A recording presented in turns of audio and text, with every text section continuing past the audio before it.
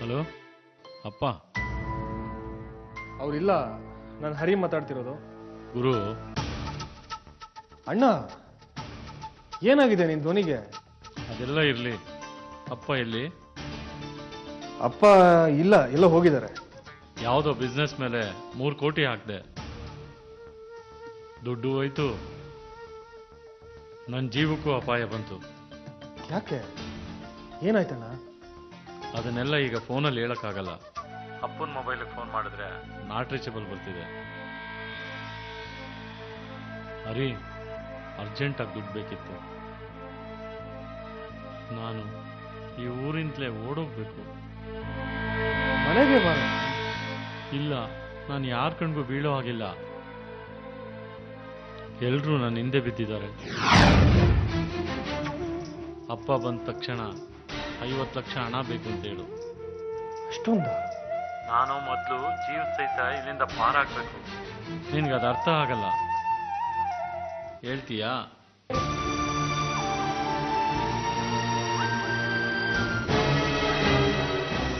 ಒಂದ್ ನಿಮಿಷ ನಿನ್ಗೊಂದು ಸಿಹಿ ಸುದ್ದಿ ಹೇಳ್ತೀನಿ. ಅದಕ್ಕೆ ಪಾಯಸ ತಂದಿದ್ದೀನಿ, ತಗೋ. ಕೇಳೋ ಆಸೆ ನಿನಗಿದೆಯೋ ಇಲ್ವೋ, ಆದ್ರೆ ನಾನ್ ಮಾತ್ರ ಹೇಳಲೇಬೇಕು. ಮೊದಲು ನಿನಗೆ ಹೇಳ್ಬೇಕು. ಅದೇನ್ ವಿಷಯ ಅಂತ ಹೇಳು.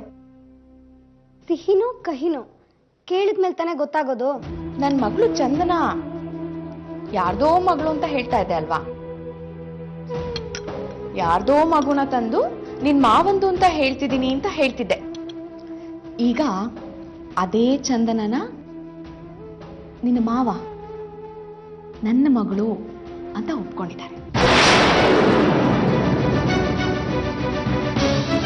ನಿನ್ನ ಮಾವನೇ ಬಂದು ನನ್ನ ಎದುರು ಒಪ್ಕೊಂಡಿದ್ದಾರೆ. ಸಾಕು, ನನ್ಗೆ ನೀ ಹಸಿ ಸುಳ್ಳು ಕೇಳಕ್ ಆಗಲ್ಲ. ಅಯ್ಯ, ನಿನ್ನ ಮಾವನೇ ಒಪ್ಕೊಂಡಿರ್ಬೇಕಾದ್ರೆ ನಿನಗೆ ಯಾಕೆ ಉರಿ? ಅಣ್ಣ ಫೋನ್ ಮಾಡಿದ್ದ. ನಿನ್ನಣ್ಣನ? ನಿಮ್ಮನೆ ಲ್ಯಾಂಡ್ಲೈನ್ಗೆ ಫೋನ್ ಮಾಡಿದ್ದ, ನಿಮಗೆ ಫೋನ್ ಮಾಡಿದ್ದ. ಏನಂತ? ಅವನಿಗೆ ಸ್ವಲ್ಪ ದುಡ್ಡು ಬೇಕಂತೆ. ಅಪ್ಪ ಏನ ಹತ್ರ ಕೊಡಕ್ ಹೇಳು ಅಂದ. ದುಡ್ಡ? ಹೌದು, ತುಂಬಾ ಕಷ್ಟದಲ್ಲಿದ್ದ ಅನ್ಸುತ್ತೆ. ಅಂತದೇನಾದ್ರೂ ಅವನಿಗೆ ದುಡ್ಡೇ ಬೇಕಾಗಿದ್ದಿದ್ರೆ ನನ್ನ ಮೊಬೈಲಿಗೆ ಫೋನ್ ಮಾಡ್ತಿದ್ನಲ್ಲ ಅವನು. ಅದೆಲ್ಲ ನನಗೆ ಗೊತ್ತಿಲ್ಲಪ್ಪ. ಅವನು ಫೋನ್ ಮಾಡಿದ್ದಂತೂ ನಿಜ. ನೀವು ದುಡ್ಡು ಕೊಟ್ರೆ ನಾನೇ ತಗೊಂಡೋಗಿ ತಲುಪಿಸ್ತೀನಿ. ದುಡ್ಡು ಕೇಳೋದಕ್ಕೆ ಇಷ್ಟೆಲ್ಲ ನಾಟಕದ ಅಗತ್ಯ ಇದೆ. ಇನ್ನೆರಡು ತಿಂಗಳೆಲ್ಲ ನಿಮ್ಮ ಆಸ್ತಿ ನಿಮಗೆ ಸಿಗುತ್ತೆ, ಏನು ಬೇಕಾದ್ರೂ ಮಾಡ್ತೀವಿ. ಅಲ್ಲಿವರೆಗೆ ನಾನು ಮಾತ್ರ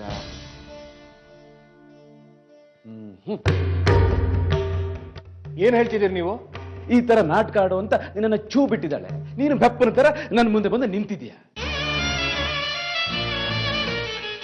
ಈ ನಾಟಕ ಎಲ್ಲ ಬೇಡ ಅಂತ ನಿನ್ನ ಹೆಂಡತಿಗೆ ಹೇಳು. ಅಣ್ಣ ಫೋನ್ ಮಾಡಿದ್ದು ನಿಜ.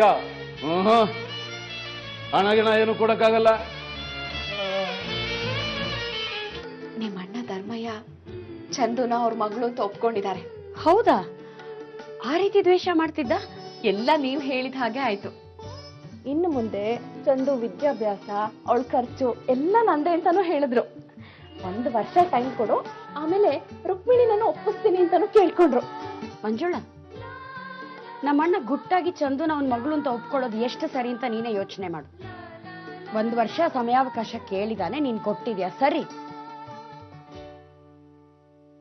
ಆದ್ರೆ 4 ಜನರ ಮುಂದೆ ಚಂದುನ ಅವನ ಮಗಳು ಅಂತ ಅವನು ಒಪ್ಕೊಂಡ್ರೇನೆ ನಿಮ್ಮಿಬ್ರು ಮಧ್ಯೆ ಇದ್ದಿದ್ದ ಸಂಬಂಧಕ್ಕೆ ಬೆಲೆ ಬರೋದು. ಈ ಮಗುಗೆ ನನ್ನ ಅಣ್ಣನ ಮನೇಲಿ ಜಾಗ ಸಿಗ್ಬೇಕಾ? ನನ್ನ ಅಳಿಯ ಹರಿ ಅಷ್ಟೇ ಪಾಲು ಇವಳಿಗೆ ಸಿಗ್ಬೇಕಾ? ಇವಳಿಗೆ ಪಾಲು ಸಿಕ್ಕಿದ್ರೆ ಅದು ನಮಗೆ. ಮಂಜುಳ ಯಜಮಾನಿ ಆದ್ರೆ ಸುಮ್ಮನೆ ಇರ್ತಾಳ? ಏನೇ ಆದ್ರೂ ಅವಳು ತಂಗಿ ಕಲ್ಪನನ ಕಾಪಾಡ್ತಾಳೆ. ಕಲ್ಪನಾ ಗಟ್ಟಿ ಆದ್ರೆ ಖಂಡಿತ ನನ್ನ ಮಗಳು ಬೀದಿ ಪಾಲಾಗ್ತಾಳೆ. 1 ವರ್ಷದ ನಂತರ ಒಪ್ಕೋತಾನೆ ಅಂದ್ರೆ ಅತ್ತಿಗೆಗೆ ವಿಷಯ ಗೊತ್ತಿಲ್ಲ.